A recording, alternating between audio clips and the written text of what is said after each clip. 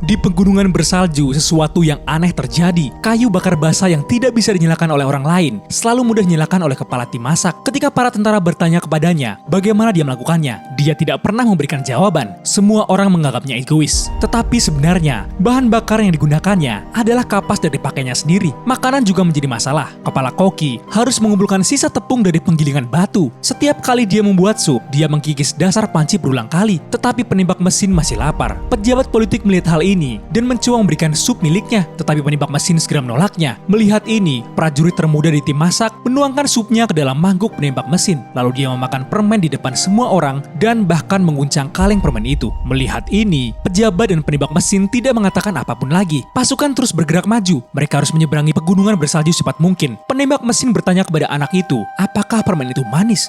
Prajurit muda itu mengerti apa maksudnya, tetapi dia sengaja mengalihkan pembicaraan. Penembak mesin berjalan pergi dalam keheningan. Anak itu diam-diam membawa pot besar dan berlari untuk mengejar kepala koki. Saat berjalan, pandangannya perlahan memudar. Seorang rekan melihat ke belakang dan melihat anak itu duduk di salju. Dia mencoba menariknya untuk terus bergerak, tetapi anak itu sudah meninggal, masih memegang sepotong permen yang belum dimakannya. Pejabat itu ingin membantunya makan satu suap terakhir, tetapi ketika dia membawa ke mulutnya, dia menyadari itu hanya batu kecil. Semua orang terdiam. Pejabat itu membuka kaleng permen. Di dalamnya hanya ada batu-batu dingin. Pada saat itu, mereka akhirnya mengerti. Dia memberikan supnya kepada orang lain meskipun dia kelaparan. Tetapi dia tidak akan pernah meninggalkan gunung itu. Untuk menghindari perlambatan pergerakan, para tentara menahan kesedihan mereka dan terus berjalan. Sementara itu, kepala koki sudah membuat sup panas dan menunggu tim. Tetapi ketika dia melihat kaleng permen yang tergantung diikat pinggang pejabat, wajahnya berubah. Dia melihat sekeliling mencari prajurit muda itu. Tetapi anginlah yang menjadi jawabannya. Pasukan terus berjalan, tim masak tetap memimpin jalan,